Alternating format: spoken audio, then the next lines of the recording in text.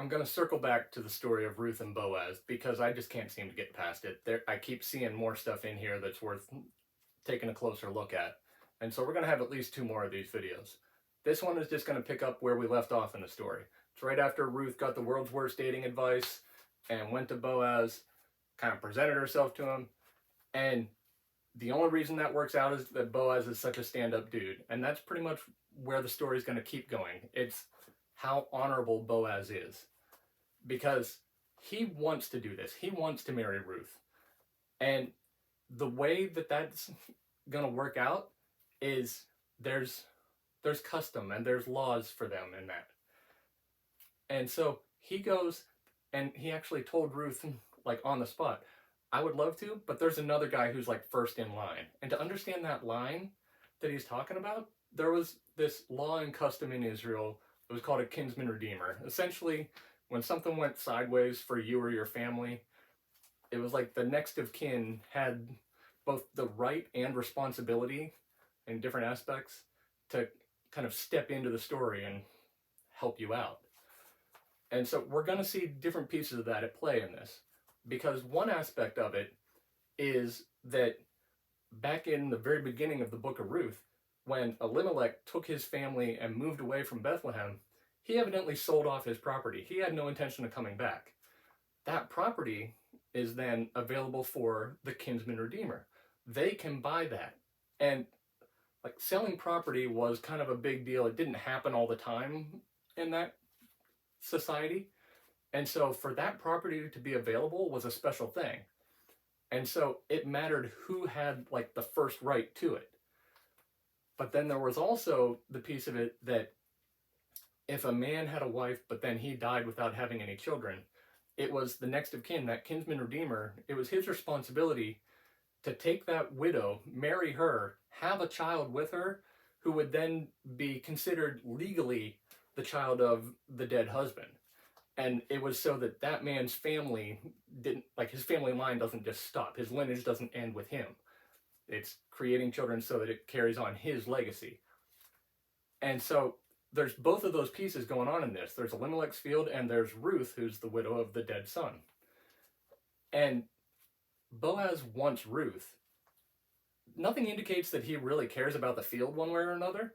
But if he were to go ahead and marry Ruth, even though no one else was interested in Ruth, he also gets the field, and someone could accuse him on that.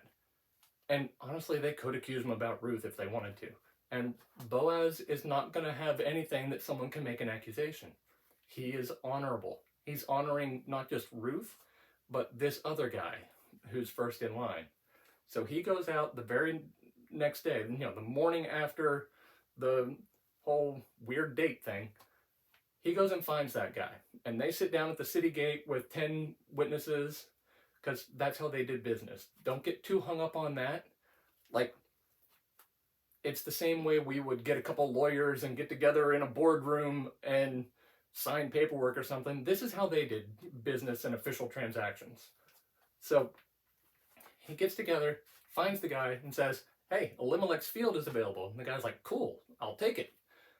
And Boaz, it feels so sneaky. He throws in at the end, all right, when you get the field, you also marry Ruth, the Moabite. And the guy's like, no, that could screw things up for me, never mind, you can have it. And obviously that's what Boaz wanted. And we're not sure why the guy didn't want Ruth. He just said it could mess things up for him. And it could be that the whole, having a child with her that would be carrying on a different family's legacy would mess up the inheritance for his own kids.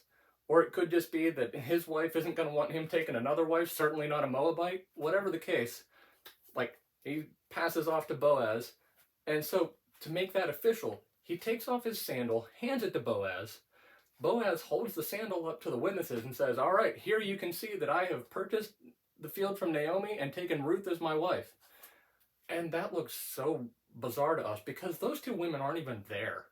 Like, in our terminology, our understanding of what it means to purchase something and to marry somebody, this makes no sense at all.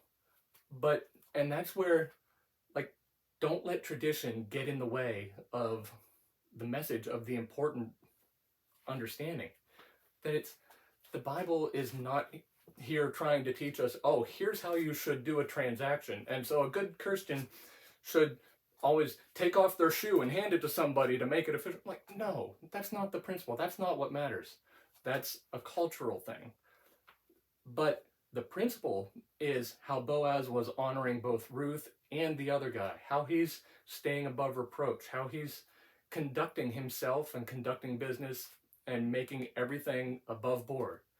That's a principle definitely worth seeing.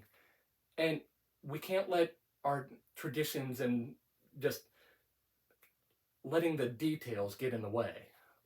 This is the important way of reading these stories. These people are people just like us. And some of their culture is different for sure. And the stuff, like I said, the way we would gather lawyers and sign papers would look just as weird to them as this thing looks to us. But don't let that stop you from being able to connect with the story and letting this speak into your own life to see this is a way to operate as a person. And here's a mindset to approach doing business. The mechanics can be different, sure, but it's the way you approach it that matters. And that hasn't changed in the thousands of years between us and them. And that's why the Bible is not just an old book, it's a timeless book.